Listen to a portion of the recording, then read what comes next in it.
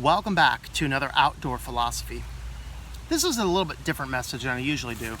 I've actually scripted it. I'm going to read it as an old-style orator. This is entitled, America is Doomed, and this will be at my website at switchtolinux.com. America is collapsing under its decadence. We have reached a pinnacle of technology, commerce, leisure, science, politics, and industry unrivaled by any civilization in past. We have preached toleration, legislated nutritional standards, and pushed education to the very limits of human potential. We have access to factories that produce over 180 million tons of food annually and technology that allows teachers to teach students from anywhere and to anywhere. Our doctors have enlightened our minds to the depths of medicine, and physicians can even reproduce the images in the minds of their subjects and reprogram them to break horrible habits. Our available medicine allows us to work while in pain, while surgeries extend our lives. But still, America is doomed. You are what you eat is echoed through our lives, often to teach us about eating. We all know that we should eat more veggies, but Lay's just taste so good. Why can't I stop after just one? Factually, we've been told what to eat in terms of useless numbers and ignored portions. And though we know what is best, we still continuously choose what is worse. You are what you eat, so cut out the fat, we are told, but truly, the more we remove fat from our diets, the greater quantities of sugar we consume. Sugar is fat-free, true, but it derives insulin, and insulin stores the fat manufactured in the liver from all that sugar. Heart disease is not correlated with eating real butter. As Americans eat less butter, the heart attack rates actually increase. We have done a perfect job of excising fat from our diets. Even the obese rarely consume fat. We are instructed to watch our calories and portions. We are told to eat more veggies, but those veggies are processed and packaged, devoid of nature's nutrients and serving our bodies no better than the fizzy cola we gulp down in ever-increasing quantities. We have been sold a bill of poisoned goods that artificial butter is made from vegetables, so therefore it is good. High fructose corn syrup is also made from vegetables, so what does that say about Pepsi? We are taught to watch the fat, count the calories, so companies acquiesce and sell us exactly what we have learned. Food that is totally fat-free, only 100 calories, and addictively produced to the perfect bliss point so that we buy again and again and again. While our science trumps our faith, our industrialized world is sickening with every generation. We stand at medical triumphs, and kids born after the year 2000 are expected to have a lower life expectancy than their parents. Kids develop diabetes the previous generations only observed in middle age. And the famous beer belly perfectly replicates itself on 35% of America's children because they consume not soda, but flavored milk and juice, compliments of the free school breakfast program. Our health degenerates with each passing year to the total detriment of society. Every industrialized nation, people move from being underfed to overfed, but those we overfeed with the diet of the West are undernourished. We eat until we can no longer cram anything else in our bodies, but when we finish, we find we've not even consumed a fraction of the phytonutrients, vitamins, minerals we need to be healthy, and so we get sick. We are chronically ill people dragging our zombified bodies to dreary work day after day in a neuropharmacological stupor. Our diet makes us ill, but surely we could exercise. Our modern life means that we sit at a computer more than we ever have before in almost all sectors of the economy. Computers have increased our downtime, meaning that the time we spend in chairs. Some offices even have conference calls from their own cubicles instead of walking to the conference center in the business. Of course, we drive through the bank so our car can visit its real owner, and we drive through the fast food lines, and even the drugstores are putting in a drive-through. As a nation of inert adults, we are told to exercise more instead of trying to fit such fitness into our normal life. We need to attempt to carve out more time from our hurried lives to find a gym and, of course, charge that membership fee.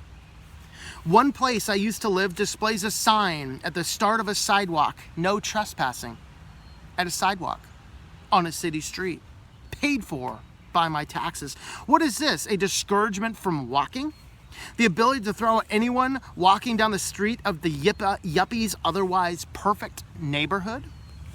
But this is what our society produces, a world where everything is artificial.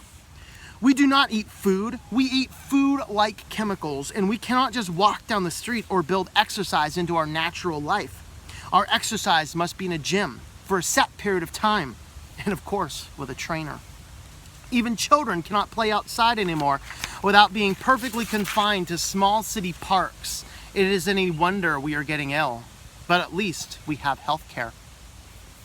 Yes, we do have health care, and thanks to lobbyists and healthcare industry, every person in America is forced to buy insurance or be taxed, penalized. Of course, once we all got insurance, the healthcare prices skyrocketed because everybody could pay, because everyone was insured. Our healthcare industry price gouges people who are too terrified to make proper decisions. Even more oftentimes, the decision of how and when a person is treated is not by the physician, but by the peddlers of the drugs themselves. We are not counseled how to get healthy, but how to take pills for every real or manufactured ailment. After all, dead people are not profitable, nor are healthy people. But those kept in a chronic state of sickness pour billions of dollars into the pockets of pharmaceutical shareholders like Mylan. Food, health, medicine, let's not forget education. We need to be educated, and America makes sure it is so. High school is no longer enough. We are programmed from birth the consequences manifested by failing to attend the university. But college is a costly endeavor. The most valuable thing you will buy, said my college president during our commencement. I wondered why, if it was so valuable, it would take 10 years to pay off. Of course, I was from a previous generation when college was cheap. Many students now, with their excessive loans crippled by a poor job market, will pay off their student loans about the time they're planning their burial plot. I was never told the many jobs I was disqualified for by pursuing my doctor's degree. Add to this insult the failure of this country to understand education. We are in a sad state of unemployment. I recall one time merely wanting to work, to eat, to pay my mortgage, so I applied at a local hospital for a laboratory technician position. At least that would give me something. I was shocked by the phone call I received. I do not have a hospital laboratory certification, so I'm not qualified. Really? I have a PhD in laboratory work, and I am not qualified to merely work in the lab of a hospital? I can create, run, and analyze and interpret DNA and protein gels. I know how to perform microscale subcloning, protein isolation, nuclear cytosolic extraction, bacterial and eukaryotic cell culture, PCR and real-time PCR, among a myriad of other laboratory functions. And I cannot be a lab technician in a hospital? What is the purpose of my PhD if only to teach others how to be good little boys and girls of Big Brother? I want to work. I only want to work. I have played the game. I finished high school, college in 4 years, earned a doctor's degree. Where are those jobs? I have hunted, but I have not seen. Like many people, I just want to work. I want to pay the never-ending bills of rent and food. I just want to entertain myself, but just a little. I want to be able to look at the future and know I have a little bit of money set aside for retirement. The cost of living has risen so far above wage increase for too many years. I recently looked for a job, any job that would just add a few bucks to my bank account. I was offered a position for $9.50 an hour. That is sad because 16 years ago I worked a similar job for $8.75 per hour. Are you saying that 16 years, a PhD, two businesses, 2 professorships, and countless other skills is only worth 75 cents per hour over 16 years? Right when I quit that $8.75 an hour job to pursue my graduate studies, I moved into a 550 square foot apartment that cost me $525 per month. 16 years later, that apartment is renting for $790 per month. In other words, the pay differential increased only $130 per month, but rent on the same apartment, $265. What do you think gas and food and phone and insurance did during those 16 years? I turned down the job, but I am not lazy. I have worked contracting, lumberjacking, all manner of restaurant work, and self-taught myself my entire current occupation, which fortunately I do not need to look for work anymore. But the cost of living is increasing faster than any wages. Of course, many find themselves in my position where money is tight and gas is required, and for some reason, both the landlord and the IRS would like to get paid on time. So we are marketed a great way to buy our necessities and pleasures now, but pay for them later. The sad reality is later never comes, and we live our lives perpetually in the red. We get our week's vacation, but have no more money than we did last week, so we charge our vacation too.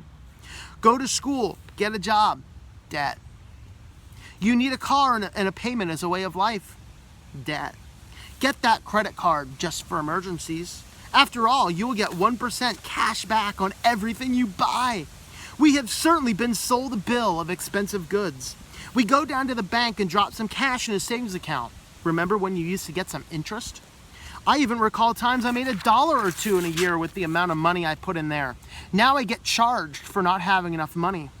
So I leave the money in the bank and graciously let them lend it all back to me at 8% for a car loan, 15 to 23% for a credit card. So we lend them our money for negative money, and they lend it back to us at 23.99%. Great deal. We are drowning in debt in America. Today, the average student loan balance is $35,000, assuming you finished college.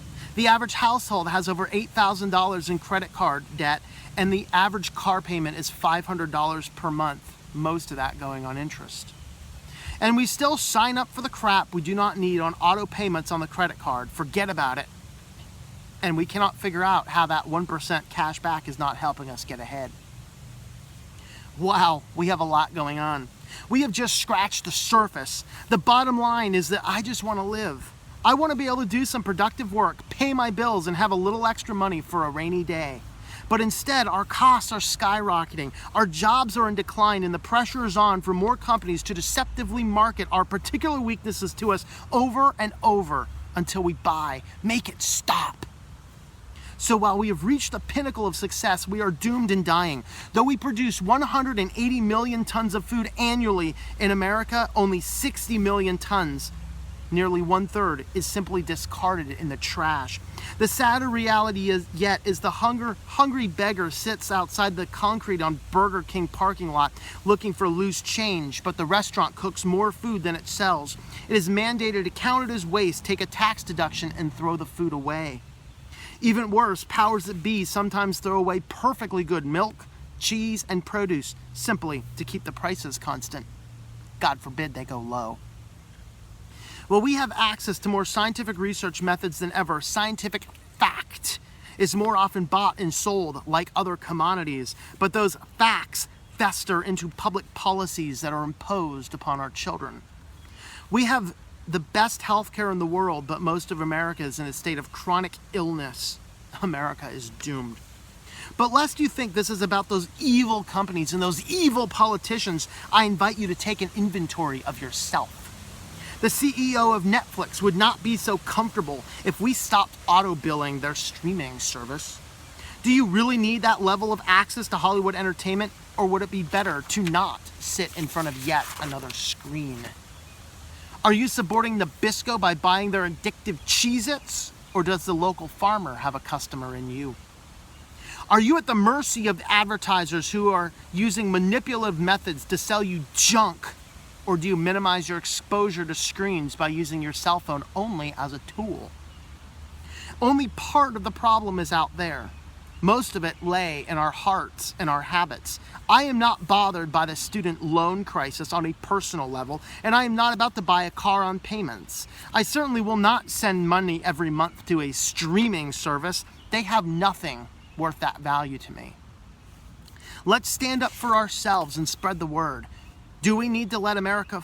We do not need to let America fall. We can make it great again, but only when we start to embrace what is really important in the scheme of life.